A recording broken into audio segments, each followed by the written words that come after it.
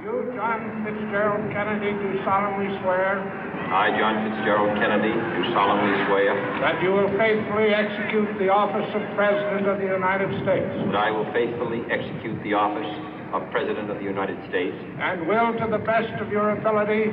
And will, to the best of my ability. Preserve, protect, and defend the Constitution of the United States. Preserve, protect, and defend the Constitution of the United States. So help you God. So help me God.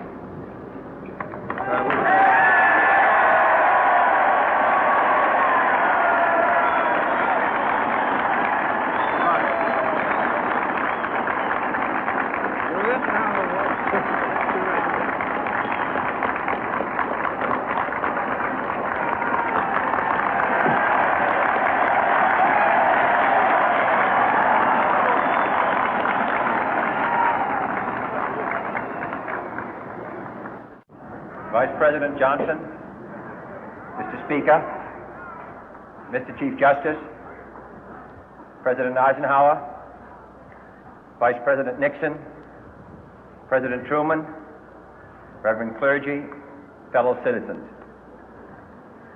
We observe today not a victory of party, but a celebration of freedom, symbolizing an end as well as a beginning, signifying renewal as well as change.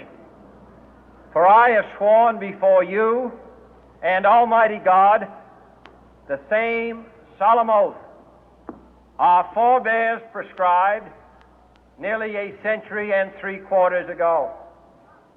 The world is very different now, for man holds in his mortal hands the power to abolish all forms of human poverty and all forms of human life.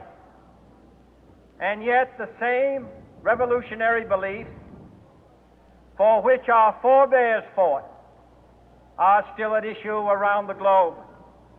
The belief that the rights of man come not from the generosity of the state, but from the hand of God.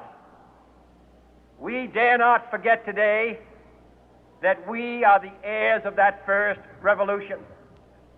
Let the word go forth from this time and place to friend and foe alike that the torch has been passed to a new generation of Americans born in this century, tempered by war, disciplined by a hard and bitter peace, proud of our ancient heritage, and unwilling to witness or permit the slow undoing of those human rights to which this nation has always been committed and to which we are committed today at home and around the world.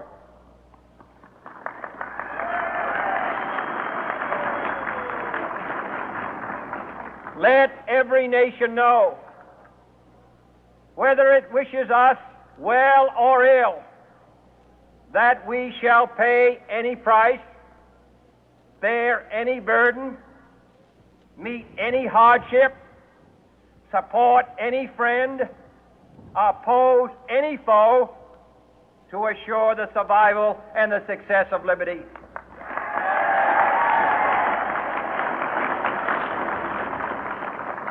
This much we pledge and more. To those old allies whose cultural and spiritual origins we share, we pledge the loyalty of faithful friends. United, there is little we cannot do in a host of cooperative ventures. Divided, there is little we can do, for we dare not meet a powerful challenge at odds and split asunder.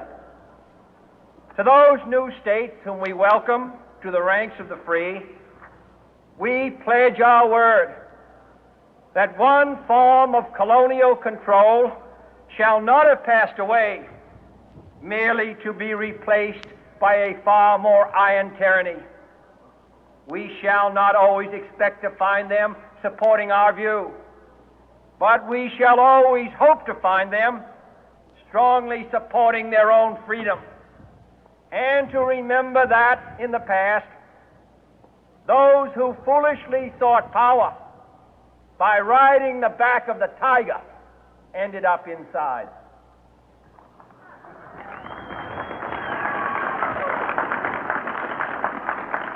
To those people in the huts and villages of half the globe struggling to break the bonds of mass misery, we pledge our best efforts to help them help themselves for whatever period is required, not because the communists may be doing it, not because we seek their votes, but because it is right. If a free society cannot help the many who are poor, it cannot save the few who are rich.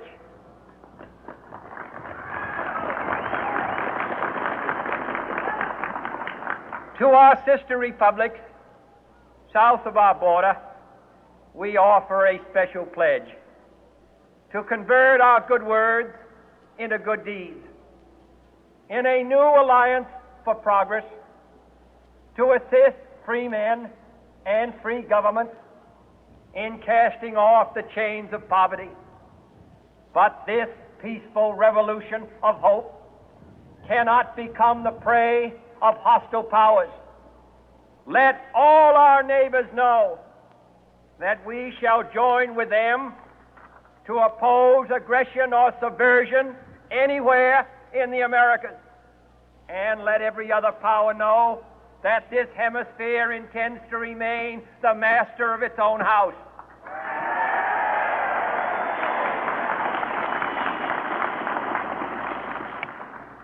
To that World Assembly of Sovereign States, the United Nations, our last best hope, in an age where the instruments of war have far outpaced the instruments of peace, we renew our pledge of support to prevent it from becoming merely a forum for investment.